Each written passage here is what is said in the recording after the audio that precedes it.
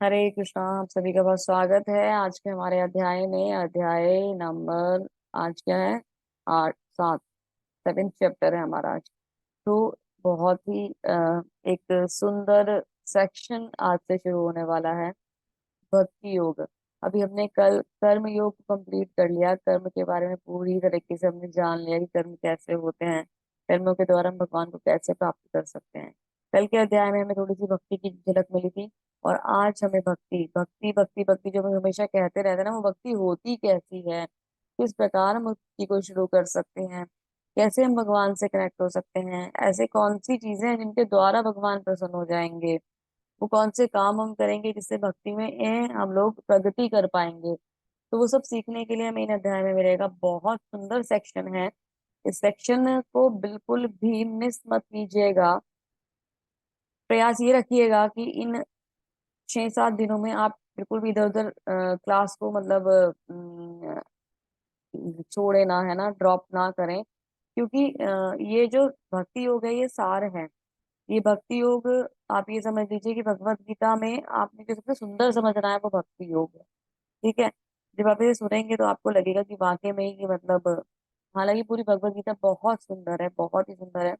और अभी तक आप ये समझ लो कि हमें ऐसा लगता है जैसे ना ये सब कुछ हमारे लिए बोला जा रहा है।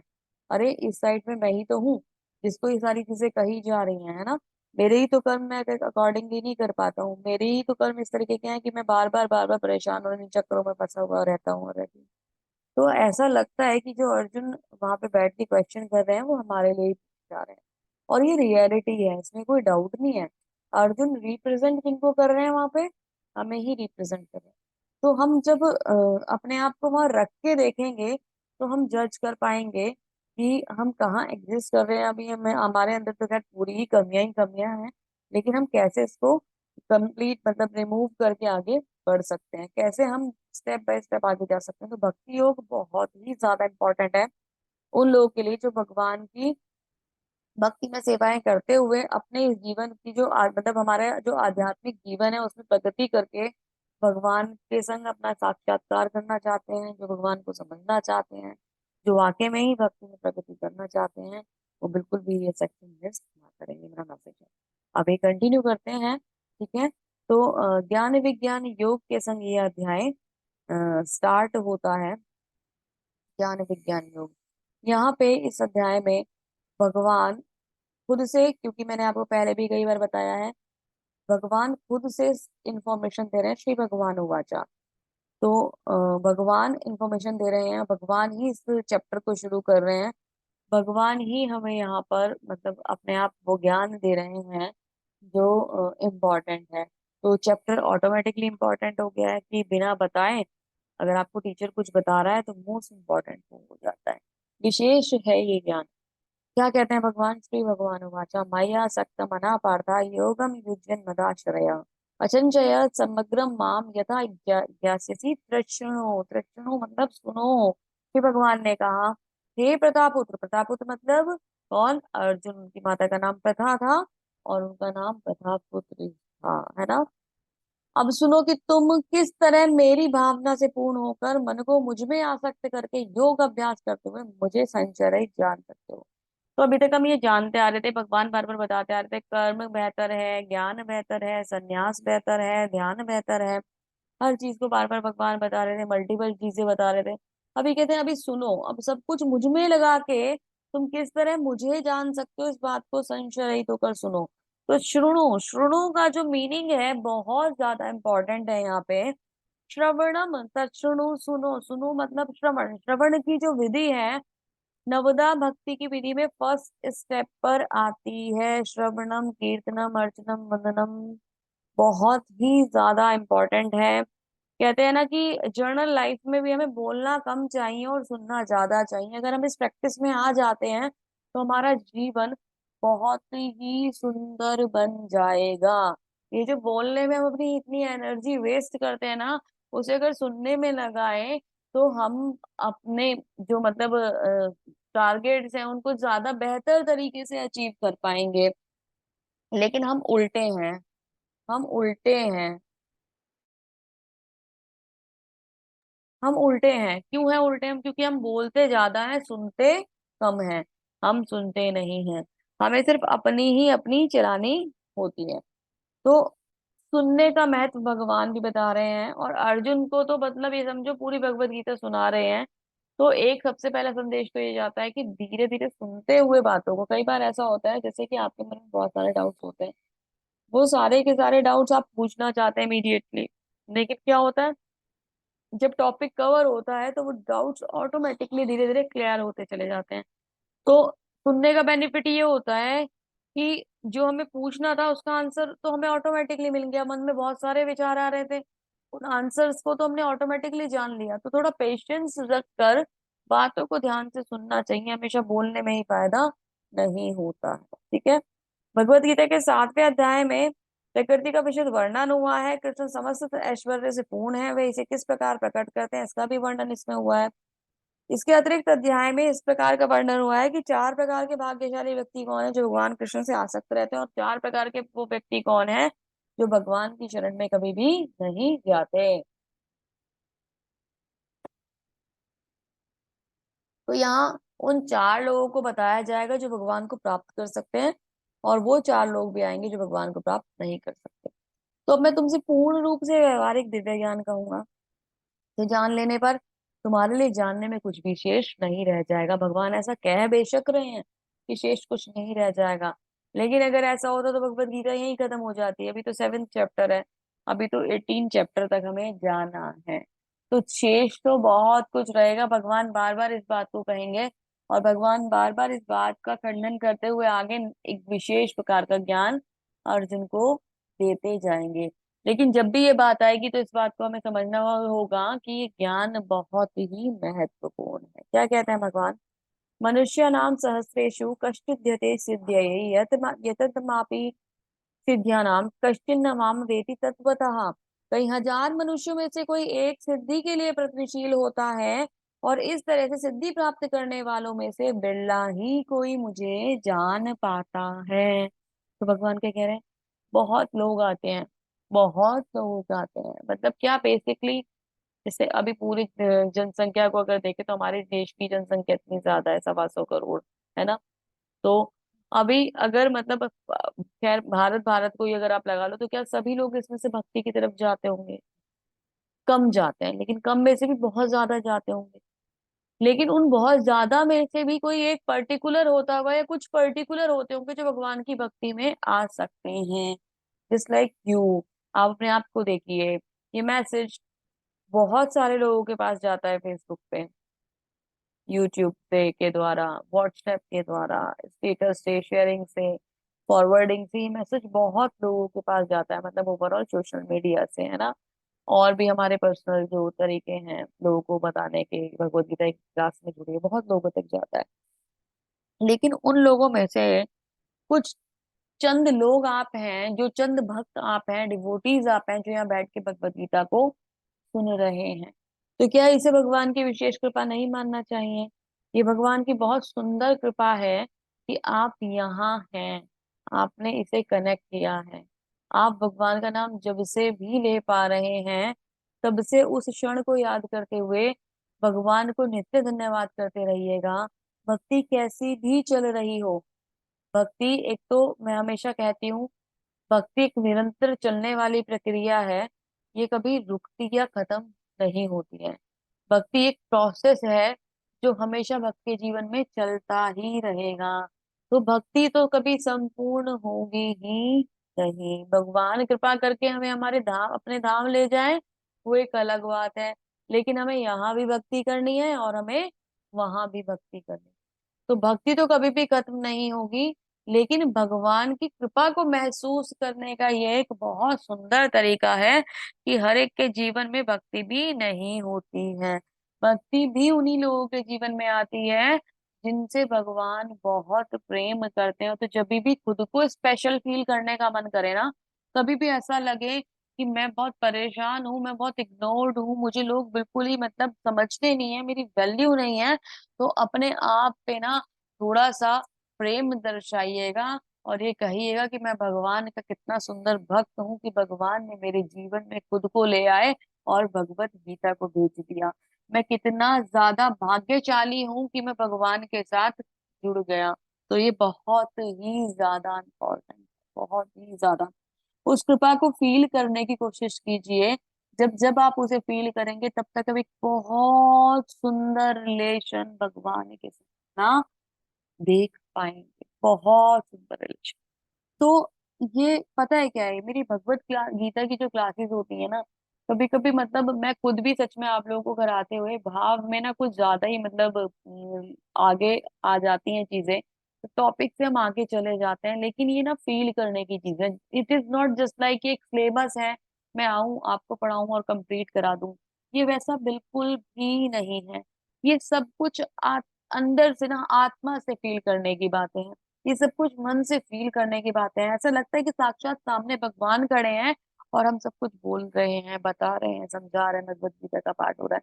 कई बार ऐसा लगता है कि भगवत गीता में वहां वो अर्जुन नहीं है, वहां हम बैठे हैं, भगवान हमें सुना रहे हैं, सब कुछ हमें बता रहे हैं, हमें समझा रहे हैं। ये जो फीलिंग्स आती है ना, तो वो जो रिलेशन है वो बहुत विशेष है, और अपने आप को ब्लेस्ड फील करने से हम रोक रोक ही नहीं पाते। माता जी है हमारे साथ, दोनों माता जी कितने टाइम से सेवाएं दे रही है ना।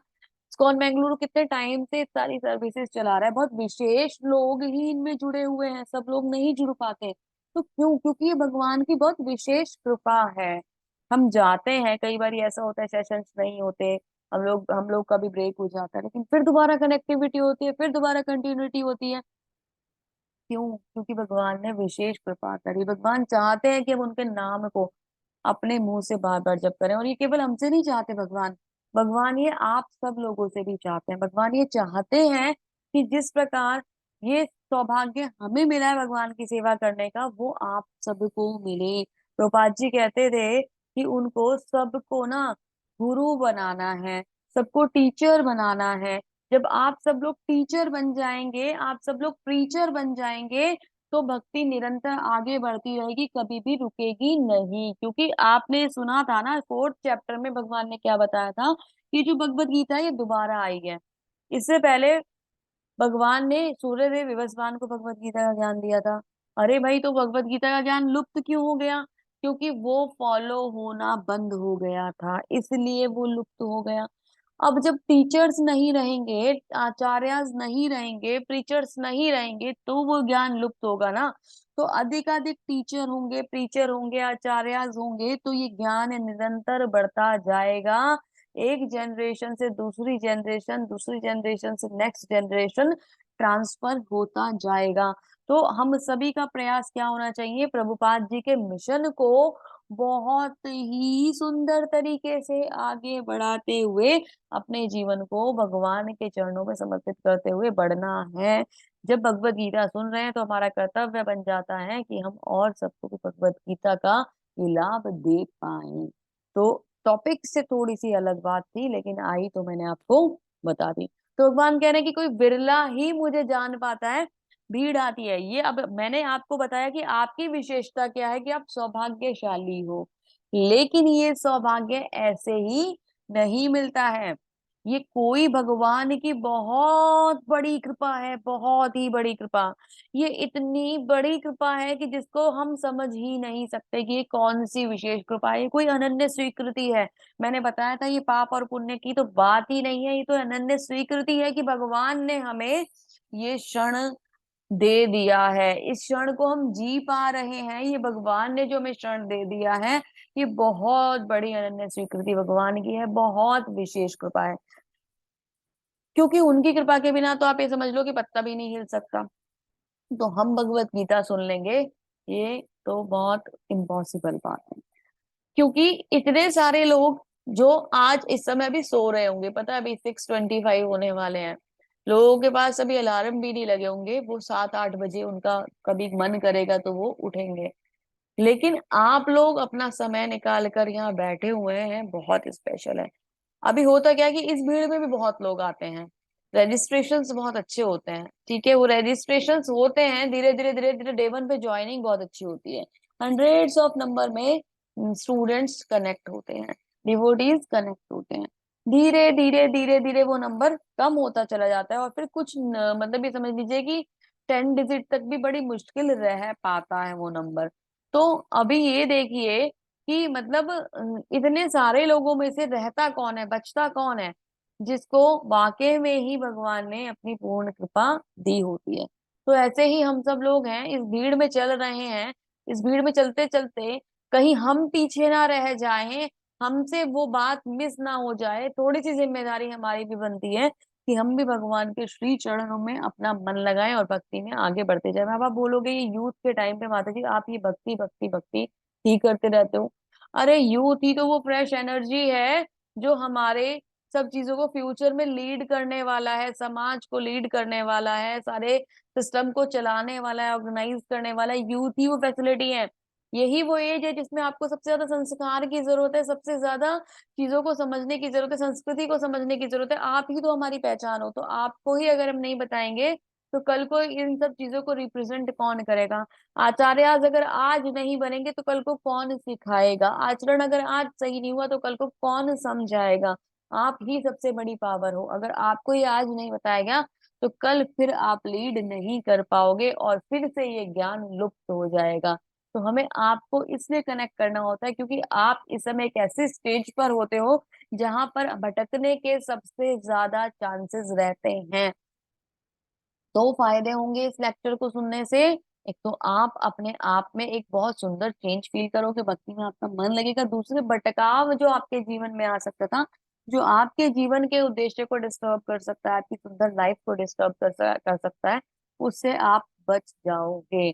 और एक अच्छा जीवन जो वाकई में भगवान ने हमें जीने के लिए यहाँ भेजा है, ऐसे ही नहीं भेज दिया भगवान ने, भेजा है भगवान ने, कोई उद्देश्य दिया है, मनुष्य जन्म दिया है तो कोई उद्देश्य दिया है ना, डेफिनेटली। और वो उद्देश्य ये है ये जीवन बहुत सुंदर तरीके से हम जिए, भगवान की सेवाएं करते हुए ये जीवन हम जिए, उनके चरणों में समर्पित कर दें, इस जीवन का पूरा उद्देश्य पूर्ण करें और फिर श्री धाम वापस जाएं, है ना, अपने धाम वापस जाएं, भगवान के धाम वापस जाएं, अपने घर वापस चले जाएं। तो उसको मेंटेन करना हमारी रिस्पॉन्सिबिलिटी है। अभी भगवान कहते हैं कि सुन तो लिया, भगवान को फील करेंगे, तो फील कैसे करेंगे। सुनते ही सुनते आ रहे हैं भक्ति भक्ति भक्ति भक्ति, अरे भगवान की शक्ति, भगवान की पावर, इसे फील कैसे करा जाए। तो भगवान कहते हैं इसे फील करने के लिए, आप मेरी शक्तियों को फील करने के लिए दो प्रकार से जान सकते हो। तो भगवान की दो प्रकार की शक्ति होती है, एक होती है बहिरंगा शक्ति, एक होती है अंतरंगा शक्ति, या तो आप उसे परा और अपरा शक्ति भी कह सकते हैं। भूमि र अपनलो वायु खम मनो बुद्धि रेव च अहंकारमिति में भिन्ना प्रकृति रष्ट था।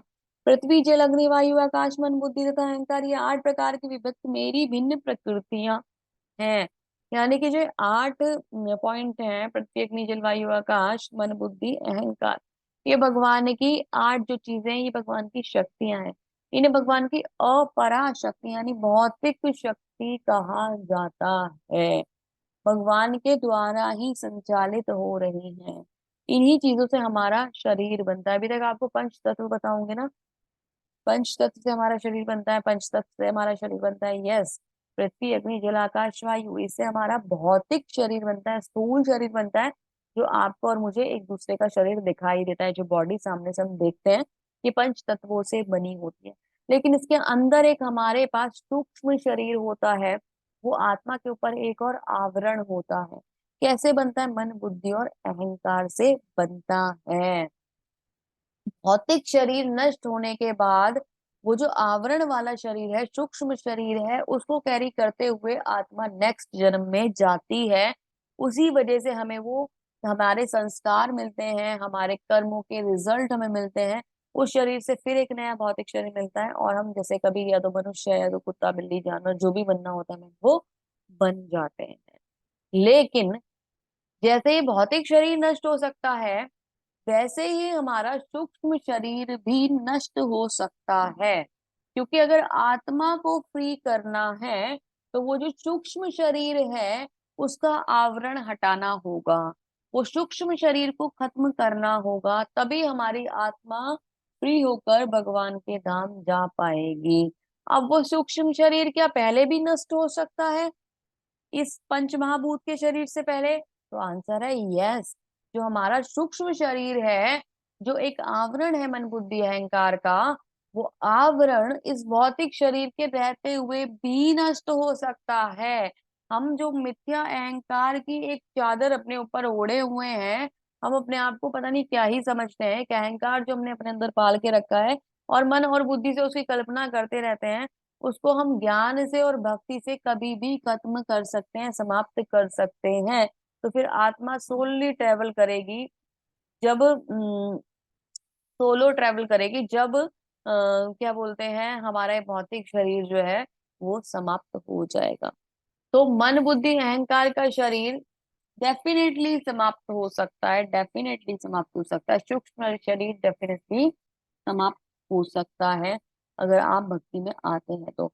लेकिन जानने वाली बात यह है कि ये दोनों चीजें भगवान की भौतिक शक्ति के द्वारा संचालित की जाती है। ठीक है, आगे देखते हैं। अभी क्या भगवान की एक ही शक्ति है? नहीं, भगवान की भौतिक शक्ति के साथ साथ भगवान की अंतरंगा शक्ति भी है ना, भगवान की एक विशेष शक्ति भी है जो कार्य करती है।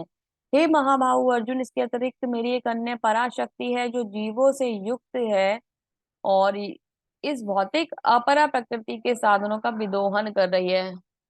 हरे कृष्णा।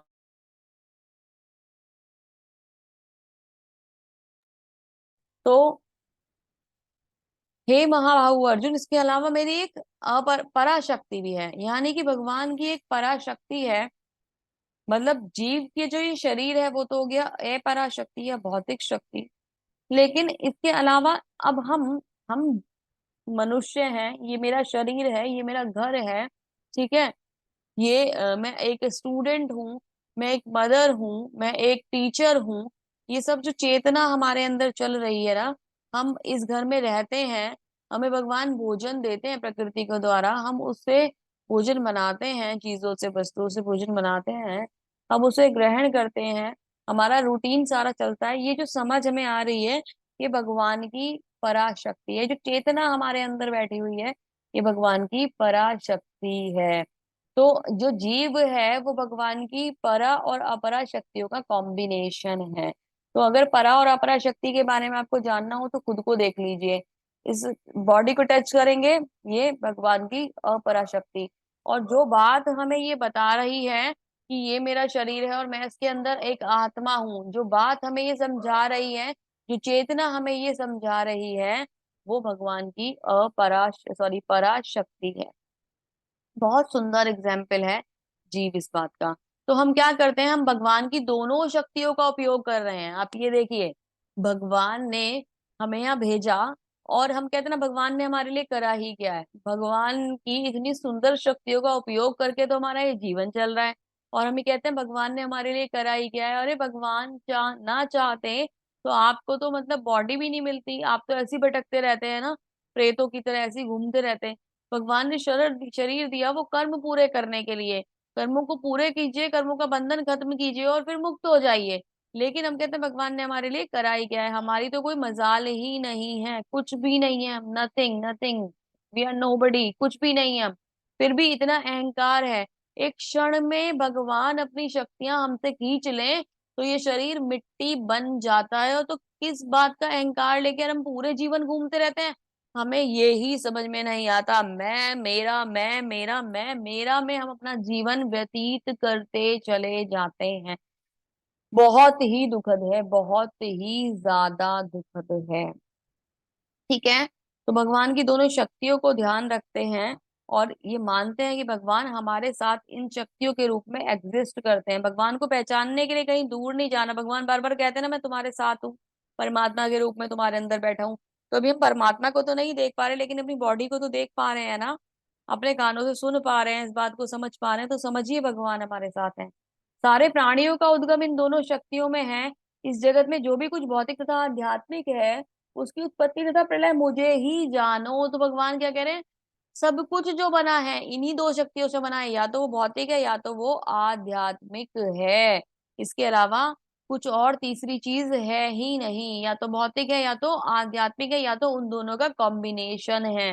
नथिंग एल्स, इसके अलावा कुछ मिलने वाला ही नहीं है। और ये सब करने वाले कौन है? ये सब करने वाले भगवान है।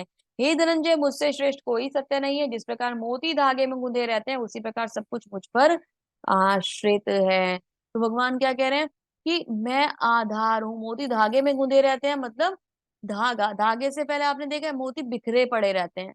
जैसे ही उन्हें आधार मिलता है, जैसे ही उन्हें बेस मिलता है, वो पिरो दिए जाते हैं, वो एक सुंदर माला बन जाते हैं, एक आभूषण बन जाते हैं। और भगवान, ये देखिए कि मतलब जहां पे भी जाते हैं वहां उसकी शोभा बढ़ाते हैं, चाहे वो भगवान की पूजा में समर्पित किए जाएं, चाहे वो किन्हीं माता जी की शोभा मतलब सुंदरता को बढ़ा रहे हो, कोई सुंदर श्रृंगार कर रहा हो, श्रृंगार में सुंदर अलंकार बन जाते हैं। तो मतलब आप ये देखिए, वही मोती जो बिखरे पड़े थे एक सुंदर आभूषण का रूप ले लेते हैं, उनको आकार, उनको अस्तित्व मिल जाता है, क्योंकि उन्हें आधार मिल जाता है। तो वैसे ही हमारा जीवन है, हमारा जीवन बिखरा हुआ है, हम कुछ भी नहीं है। हमारा जो आधार है वो भगवान की भक्ति है और भगवान का प्रेम है। अगर ये हमारे जीवन से चला गया तो हम बिल्कुल भी कुछ नहीं कर पाएंगे। तो इस आधार को अपने जीवन में हमेशा बनाए रखने के लिए, सूत्र को अपने जीवन में हमेशा बनाए रखने के लिए भगवान की भक्ति से आपको जुड़ना होगा, भगवान की भक्ति से आपको कनेक्ट होना होगा, अपने संबंध को भगवान से शाश्वत करना होगा। जैसे जैसे इस संबंध को शाश्वत करते जाओगे ना, ये जो माला का धागा है इतना स्ट्रांग होता चला जाएगा, इतना स्ट्रांग होता चला जाएगा कि आपको कोई हिला भी नहीं पाएगा। आपके अंदर वो पावर भगवान देंगे, आपके अंदर वो सामर्थ्य भगवान देंगे कि कितने भी बड़े से बड़े आंधी तूफान आ जाएं, कितना भी जिंदगी में परेशानियां आ जाएं, भगवान आपका साथ कभी भी नहीं छोड़ेंगे। तो इस बात को हमेशा ध्यान रखना है। अभी ये मोती जो दिखाई दे रहे हैं ना, एक्चुअली भगवान के शरीर से निकलने वाले असंख्य ब्रह्मांड है। भगवान के शरीर से निरंतर ऐसे ही ब्रह्मांड निकलते रहते हैं। जिस ब्रह्मांड में हम बैठे हुए हैं, इस तरीके के असंख्य ब्रह्मांड है जो भगवान के शरीर से निकल रहे हैं, भगवान उनको उत्पन्न करते हैं। भगवान के पसीने की बूंद से ये जो ब्रह्मांड है वो उत्पन्न होते हैं। ठीक है। रसो अपहम अप्सु कौन्तेय प्रभा अस्मिन् शशि सूर्ययो प्रणव सर्ववेदेषु शब्दम शब्द है पौरुषम नशु। हे कुंती पुत्र, में जल का स्वाद हूँ, सूर्य चंद्रमा का प्रकाश हूँ, वैदिक मंत्रों में ओमकार हूँ, आकाश में ध्वनि हूँ तथा मनुष्य में सामर्थ्य हूँ। तो अब आप कहेंगे जल में कौन सा स्वाद होता है? भाई जल तो, वाटर तो टेस्टलेस होता है। यस, वाटर टेस्टलेस होता है, उसमें जो भी टेस्ट मिला दो वो वही टेस्ट एक्सेप्ट कर लेता है। इतनी सुंदर क्वालिटी है जल की, है ना। अभी आप एक बात बताओ, जो प्यास लगती है तो प्यास कौन बुझाता है? एकमात्र जल। जल ही ऐसा है जो हमारी प्यास बुझा सकता है। ये प्यास किसी और चीज से बुझ ही नहीं सकती। आप फ्रूट जूसेस ले लें, आप दूध पी लें, आप कुछ और लें, नहीं नहीं बुझा सकते आप प्यास। जल की तृप्ति ही हमारी तृप्ति कर पाती है उस समय पर। तो ये जो विशेषता है, वो तृप्ति का जो गुण है, वो तृप्ति का गुण ही उस जल का स्वाद है। और वो जो गुण है वो स्वयं भगवान है। तो किसी चीज में जब उसकी विशेषता आपको दिखाई दे रही हो तो उसे भगवान की कृपा समझना, भगवान का अस्तित्व समझना। चंद्रमा में चंद्रमा की शीतलता और उसका प्रकाश बहुत ही ज्यादा सुंदर होता है, वो भगवान है। वैदिक मंत्रों में ओमकार जो ध्वनि सबसे पवित्र ध्वनि और नित्य और शाश्वत है, वो भगवान है। मनुष्य का जो सामर्थ्य है, जो हम कहते हैं ना कि मैंने ये अचीव कर लिया, मैंने वो अचीव कर लिया, I am this, I am that, I am the best, ये जो हम करते रहते हैं ना, एक्चुअली वी आर नथिंग। मैंने बताया ना, हम कुछ भी नहीं है। हमारे अंदर जो सामर्थ्य है, हमारे अंदर जो पावर है, हमारे अंदर जो कैपेबिलिटी है, वो सामर्थ्य भी भगवान है। तो आज के बाद अपने ऊपर कभी भी प्राइड मत कीजिएगा कि आप बहुत ही ज्यादा शक्तिशाली हैं, बुद्धिमान हैं, इंटेलिजेंट हैं, आपने बहुत सारे अचीवमेंट्स अपनी लाइफ में लिए हैं, आपसे बड़ा तो कोई भी नहीं है। आप अपने आप पे कभी भी अहंकार मत कीजिएगा। जब भी अहंकार का भाव आए कि मैं तो भाई गोल्ड मेडलिस्ट हूँ, मैंने कितना अच्छे से अपना स्कोर अर्न करा, और मैंने तो पूरा का पूरा अपनी यूनिवर्सिटी में नाम कर लिया, तो ये जब भी आए, मैं कितना अच्छा डॉक्टर हूँ, मैं कितना अच्छा इंजीनियर हूँ, मेरा एक स्टेटस है, मेरे एक रैपो है, जब भी आपके मन में ये फीलिंग आए, तुरंत से याद करना, आई एम नो बजे, I am nothing, I am useless, मैं तो भगवान की कृपा से चल रहा हूँ, ये सब भगवान की कृपा है। ठीक है। अभी अलग अलग चीजों में भगवान बताते हैं, जैसे कि पानी में स्वाद है, सूर्य चंद्रमा में रोशनी है, ओमकार है, ध्वनि है, मनुष्य में योग्यता है, सुगंध है, पृथ्वी की सुगंध है, आग की तपिश है, सभी जीवित चीजों में जिंदगी है, तपस्या, तपस्वी की तपस्या है, अस्तित्व का मूल बीज है, बुद्धिमान की बुद्धि है, कौशल भी भगवान है ना, शक्ति भी भगवान है। और मतलब संतान उत्पत्ति यानी कि जो जननी जन मतलब ये कह लीजिए कि संतति को चलाने का जो की जो शक्ति भगवान ने प्रदान की है। सेक्स लाइफ में जो हम लोग मतलब ये समझ लीजिए कि एक नया मतलब एक किसी को जीवन और अस्तित्व देने की जो शक्ति भगवान ने हमें प्रदान करी है, वो भी सामर्थ्य स्वयं और स्वयं भगवान है। हम तो कुछ भी नहीं, हम अपने आप को शरीर नहीं दे सकते, तो किसी और को क्या देंगे, हमारा तो कोई अस्तित्व ही नहीं है। तो शास्त्र संगत अगर कुछ भी हो, मैंने आपको पहले भी बताया था कि इन शास्त्रों में, शास्त्रों के हिसाब से अगर आचरण करा जाता है तो भौतिकता में कुछ भी खराब नहीं होता है। हम भोग में लिप्त नहीं होते हैं, तो सब कुछ भगवान है ये मानते हुए जीवन को जिएंगे तो बहुत सुंदर तरीके से जिएंगे, लेकिन शास्त्र के अनुसार वो जीवन होना चाहिए। ऐसा नहीं कि आप हमेशा भोग में लगे हैं। ठीक है, संतति के लिए हम लोग भोग में जा सकते हैं, लेकिन वो भी एक ड्यूरेशन होती है, एक टाइम होता है, चीजें होती हैं, उस अकॉर्डिंग हमें कनेक्ट करना होता है। गृहस्थ जीवन के भी बहुत सारे नियम होते हैं जिन्हें हमें पालन करना होता है। बता क्यों रही हूँ, स्पेशल मेंशन करके बता रही हूँ, क्योंकि आप लोगों की एज में बहुत सारे डिस्ट्रैक्शंस होते हैं। उन डिस्ट्रैक्शंस से हट के अपनी पावर को संभाल कर आगे बढ़ने का प्रयास कीजिएगा, खुद को रोकिएगा मत। ये जो छोटे छोटे लोभ है ना, ये आएंगे जीवन में बार बार और आपको गिराने का प्रयास करेंगे। लेकिन जो आपका अपना, जो आपका एक एक तरीके से कह लीजिए कि स्वाभिमान है ना, वो उसमें होगा कि आपने खुद को गिरने नहीं दिया, आपने खुद को भटकने नहीं दिया, और अपनी पावर को कंट्रोल करके, अपने मन को कंट्रोल करके आप ऐसे आगे लेके गए कि आप आज एक बहुत सॉलिड स्पेस पे खड़े हो, आप सॉलिड सिचुएशन पे, सॉलिड पोजीशन पे खड़े हो। आपको वो अगर समय देखना है तो खुद को छोटे छोटे लुभावने लोभों से बचा के आगे निकल जाइएगा, और समझदार के लिए इशारा ही काफी है। ठीक है, तो तुम जान लो कि मेरी शक्ति द्वारा सारे गुण प्रकट होते हैं, चाहे वे सतोगुण हो, रजोगुण हो, तमोगुण हो। एक प्रकार से मैं सब कुछ हूँ, किंतु मैं स्वतंत्र हूँ। मैं प्रकृति के तीनों गुणों के अधीन नहीं हूँ, अपितु वे मेरे अधीन है। तो भगवान माया देवी के द्वारा कंट्रोल नहीं होते, वो माया देवी तीनों गुणों के द्वारा हमें कंट्रोल करती हैं। पर हम भगवान को कंट्रोल करने वाली नहीं है, क्योंकि भगवान तो उनको कंट्रोल करते हैं।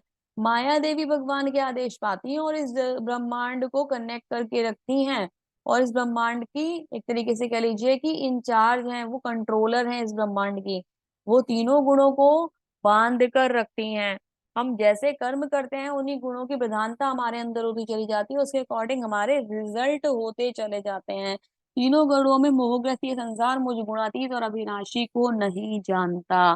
तो हम नहीं जान पाते कि भगवान इन गुणों से ऊपर है। जिस समय हमें ये ज्ञान हो गया, उस समय हमारा जो कह लीजिए कि उद्धार उद्धार हो जाएगा। ठीक है ना।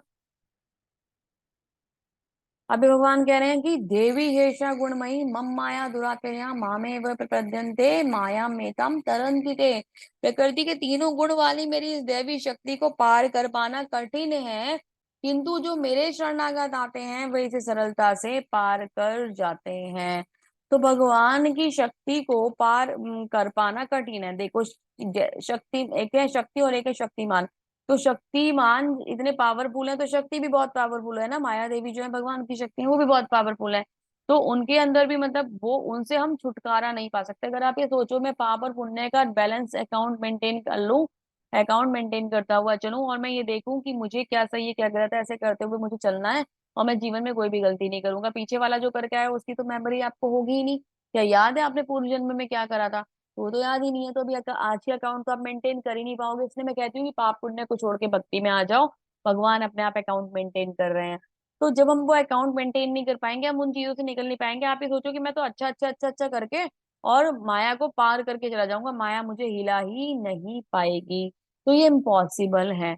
अभी यहाँ पे प्रश्न ये आता है कि मुझे एक बात ये बताइए कि भगवान कह रहे हैं कि जो मेरे शरणागत होते हैं वो इस माया को सरलता से पार कर जाते हैं, मुकुंद प्रभु जी को छोड़कर। कोई भी ये बता सकता है कि ये पॉसिबल कैसे होगा? ये पॉसिबल कैसे होगा कि भगवान मतलब क्या कहते हैं, हम भगवान के शरणागत जाएंगे और इस माया को पार कर जाएंगे? ये पॉसिबल कैसे है? जल्दी से बताइए। हरे कृष्णा। कुछ भी जो आपको समझ में आता है जल्दी बोलिएगा। हरे कृष्णा।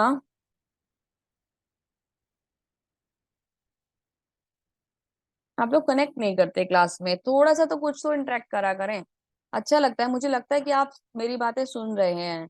ऐसे तो मुझे पता ही नहीं चलेगा, मुझे ऐसा लगा कि आप शायद सो गए हैं। मैं नाम लेके पूछना शुरू करूं अभी। जानवी माता जी हरे कृष्णा। मनीष प्रसाद प्रभु जी हरे कृष्णा। मीनाक्षी माता जी हरे कृष्णा। निकिता माता जी हरे कृष्णा। Kindly reply. पारुल माता जी। साधना माता जी। हरे हरे कृष्णा माता कृष्णा जी। माता जी। हरे कृष्णा। बताइए माता जी, कुछ पता है आपको इस बारे में? थोड़ा प्रकाश डालिए। माता जी आपने क्या पूछा? एक्चुअली ना नेटवर्क प्रॉब्लम था तो सुनाई नहीं दिया मैंने है। पूछा कि हम कैसे भगवान की भक्ति या भगवान की शरणागति के द्वारा हम कैसे मतलब माया को पार कर सकते हैं।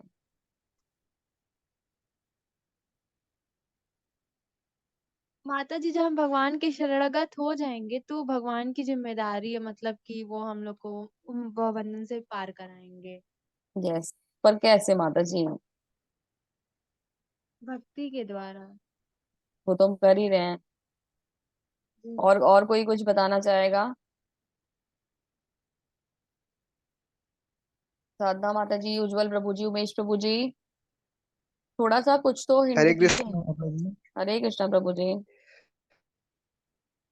माता जी मैंने ये गीता देखी है यूट्यूब चैनल तिलक पे भी, तो उस पे एक श्लोक और भजन टाइप का हर हर मतलब अध्याय में आता है कि मैं हर पाप से मुक्ति दूंगा, शोक न कर बस भक्ति में खो जा। तो हम भगवान की भक्ति करके उसके शरणागति लेके ही माया को प्राप्त करते हैं। हाँ पर प्रभु जी, प्रश्न तो यही है ना कि कैसे शरणागति में क्या चीज है जो हमें पार करके ले जाती है। मुकुंद प्रभु जी आंसर करेंगे। अक्षित प्रभु जी। हरे कृष्णा। हरे हरे कृष्ण माता जी। जी माता जैसे बताइए। कि हम जो ये पीपीटी है इसकी स्लाइड में ही दिख रहा है कि पिक्चर में देखिए कि जो हम हैं हम तो भवबंधन में फंसे हुए हैं माया के तीनों गुणों में। हम्म। लेकिन जो प्रभु हैं वो गुणाधीश हैं। हम्म। वो तीनों गुणों से मुक्त हैं, इसलिए हम उनका हाथ पकड़ के वहां से निकल सकते हैं। हम्म। बहुत सुंदर।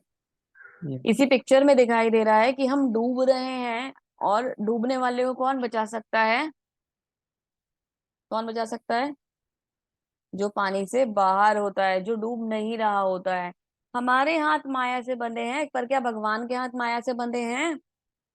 नहीं ना, भगवान तो माया को कंट्रोल करने वाले हैं। शरणागति काम करेगी कैसे? शरणागति काम ऐसे करेगी क्योंकि भगवान उस गुणों में बंधे हुए नहीं है। भगवान उन गुणों से मुक्त हैं, इसलिए हमें बचा सकते हैं। तो आंसर ये है, शरणागति काम करती है, डेफिनेटली करती है, पर शरणागति काम करती कैसे है? क्योंकि भगवान उस स्टेज में नहीं है, भगवान गुणातीत हैं। इसलिए भगवान हमें इनसे मुक्त कर सकते हैं। ठीक है, ध्यान से सुनते रहिए और आगे बने रहिए। चलिए नेक्स्ट चलते हैं। नामाम दुष्कृतनो मूढ़ा प्रपद्यन्ते नराधम माया अपहृत ज्ञाना असुर भवाम आश्रिता।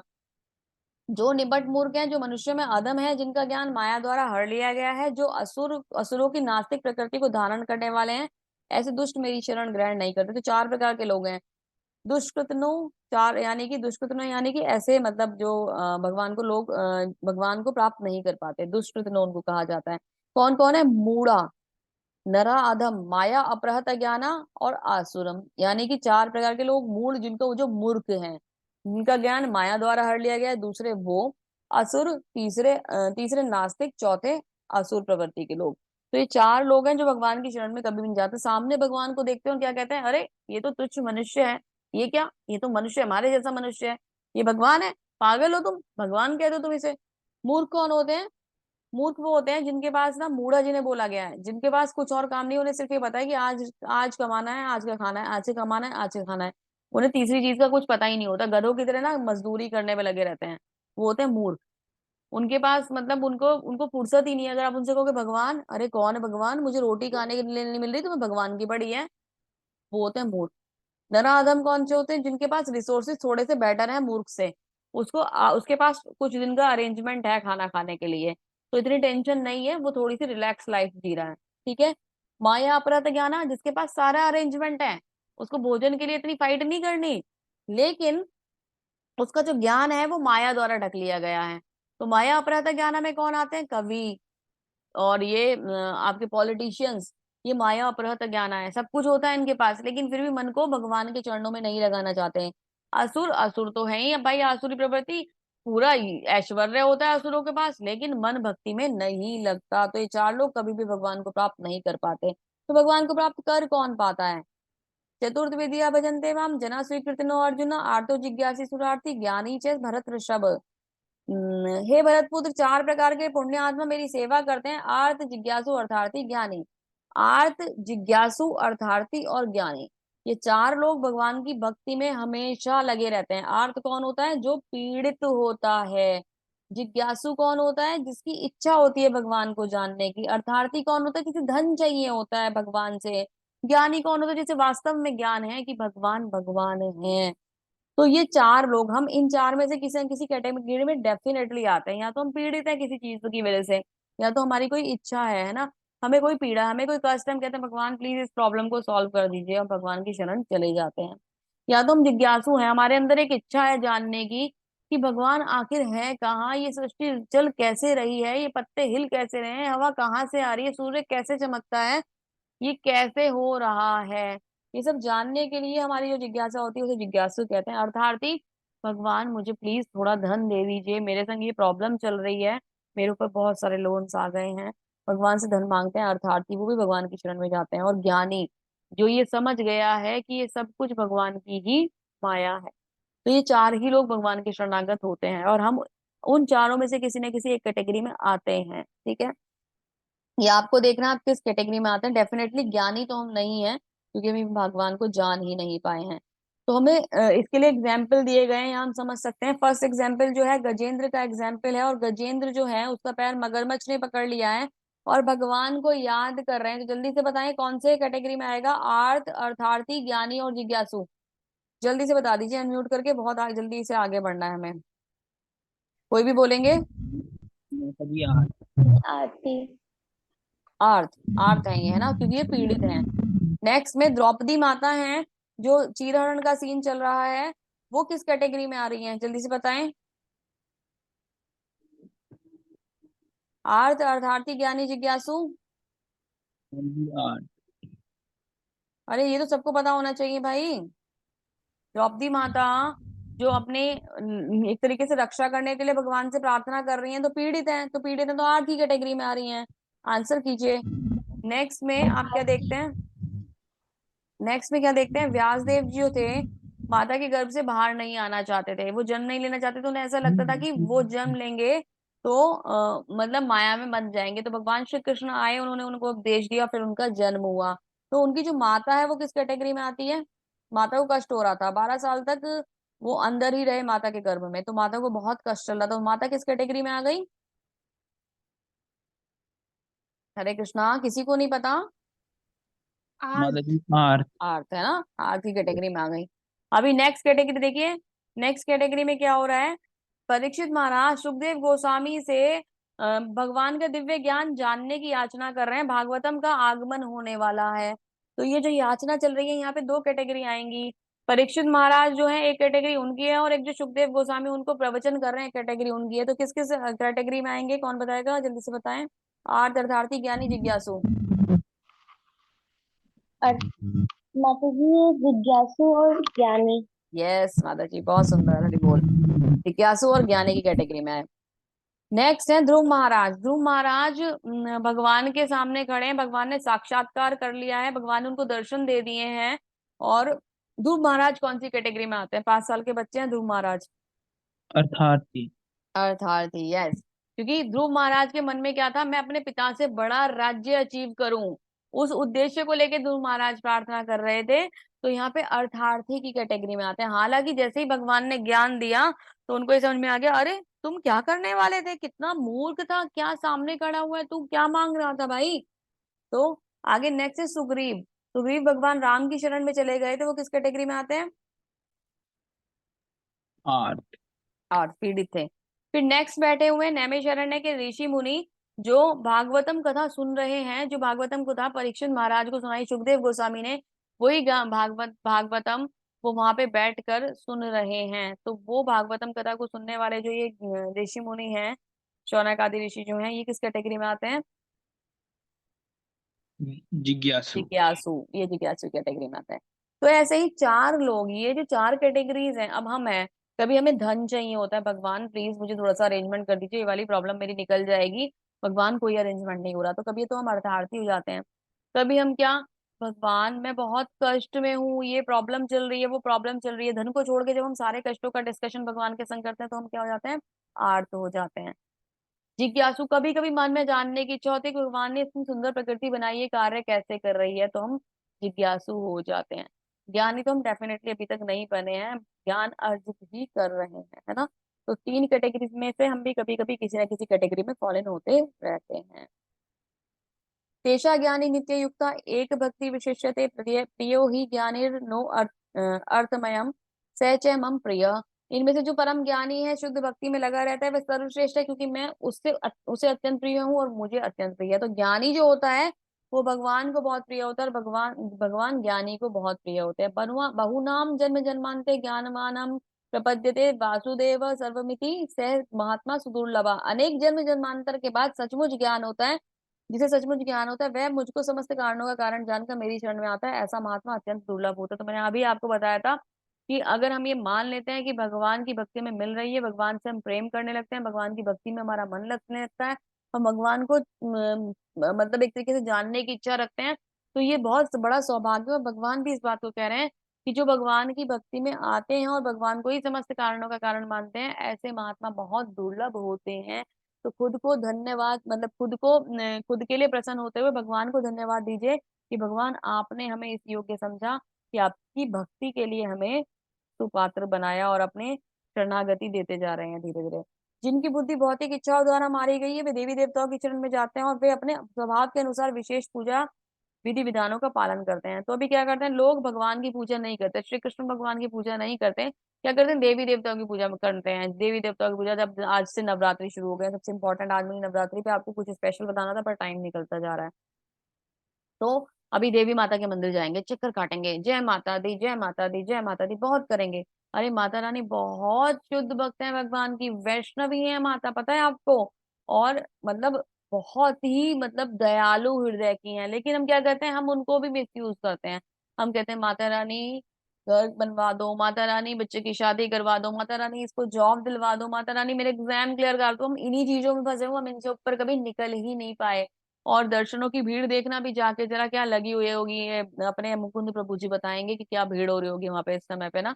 जबरदस्त भीड़, हर मंदिर में भीड़ होगी इस समय पे।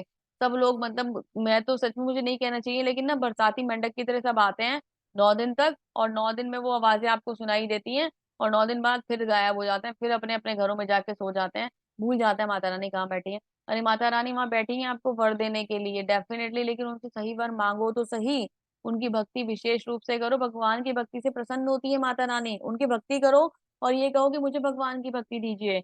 तो वो उनका तो काम ही ये है कि वो यहाँ से आपको ट्रांसफर करेंगे भगवान के चरणों में, लेकिन आप तो उसको मिसयूज कर रहे हो। आप तो पागल हो, मैं सच बताऊं आपको। आपको ना एक तरीके से कह लीजिए, एक चमकीला सा पत्थर दिखाई दे रहा है, हालांकि हीरा भी पत्थर ही होता है, लेकिन चमकीली सी कोई चीज दिखाई दे गई तो आपने उसको हीरा समझ लिया और उसे लेके बैठे हुए हो, और बड़े खुश हो रहे हो, कितना शाइनी है, कितना अच्छा लग रहा है, बहुत सुंदर दिख रहा है। और जो मेन हीरा है ना, वो तो माता रानी के पास है या किसी भी देवी देवता के पास है जो आपको दे सकते हैं, लेकिन आप उसको भूल जा रहे हो। मैं प्रत्येक जीव के हृदय में परमात्मा के रूप में स्थित हूँ, जैसे ही कोई किसी देवी देवता की पूजा करने की इच्छा करता है, मैं उसकी श्रद्धा को स्थिर कर देता हूँ और उसे उसी विशेष देवता की भक्ति में बढ़ा देता हूँ, है ना। मतलब क्या, अब आपने कहा कि मुझे शिव जी की भक्ति करनी है, आपका मन शिव की भक्ति में लग रहा है, भगवान क्या करते हैं, यस, शिव जी बड़े वैष्णव है, परम वैष्णव है, आप शिव जी की भक्ति करना चाहते हो, बहुत अच्छी तरीके से करो, भगवान हमारे हृदय को शिव भक्ति से भर देते हैं, बहुत सुंदर भक्ति हमें प्रदान करते हैं। जैसा हम चाहते हैं भगवान वैसी भक्ति देने के लिए हमें तैयार रहते हैं, बिल्कुल तैयार रहते हैं, यस आप भक्ति करो। लेकिन ये अब हमारे ऊपर है कि हम उस भक्ति को किस तरीके से यूटिलाइज कर रहे हैं। वो भक्ति भगवान की चरणों में पहुंचने के लिए होनी चाहिए, भगवान के चरणों में पहुंचने के लिए होनी चाहिए, लेकिन हम भक्ति को यूटिलाइज नहीं करते हैं, भक्ति को अपने मन के हिसाब से चलाते हैं। ऐसी श्रद्धा से समन्वित वह देवी देवता विशेष की पूजा करने का यत्न करता है और अपनी इच्छाओं की पूर्ति के लिए, किंतु वास्तविकता तो यह है कि सारे लाभ केवल मेरे द्वारा प्रदत्त है। तो जो लाभ हम भगवान देवी देवताओं से मांग रहे होते हैं, वो लाभ देवी देवता नहीं देते हमें, देवी देवताओं को के द्वारा वो लाभ भगवान के से ही मिलते हैं हमें। मतलब भगवान ने एक तरीके से एक बीच में एजेंट्स बना लिए हैं, सारा जो प्रोडक्ट है वो कहाँ से आ रहा है, मेन एक जो फैक्ट्री है वहां से आ रहा है, बीच में कुछ एजेंट्स हैं जो उसको सप्लाई हमें कर रहे हैं। तो देवी देवता सारे रिसोर्सेज कहाँ से यूटिलाइज करते हैं, भगवान के द्वारा दिए हुए रिसोर्सेज को वो हमें फॉरवर्ड कर देते हैं। अल्पबुद्धि वाले मनुष्य है, अल्पबुद्धि वाले व्यक्ति देवताओं की पूजा करते हैं और उन्हें प्राप्त करने वाले सब फल सीमित और क्षणिक होते हैं। देवताओं की पूजा करने वाले देवलोक को जाते हैं, किंतु मेरे अनन्य भक्त मेरे धाम को प्राप्त होते हैं। देवी देवताओं की पूजा करेंगे तो मोमेंट्री बेनिफिट मिलेंगे और उनको मतलब लेकर यूज करके हम उनको समाप्त कर देते हैं और फिर से हम जन्म मृत्यु के लोक में फंस जाते हैं, क्योंकि देवलोक में जाएंगे फिर हम जन्म मृत्यु के लोक में पृथ्वी पर वापस आ जाएंगे। लेकिन अगर भगवान की भक्ति करेंगे तो भगवान की सुंदर भक्ति के द्वारा हम भगवान के धाम में विशेष स्थान प्राप्त कर पाएंगे।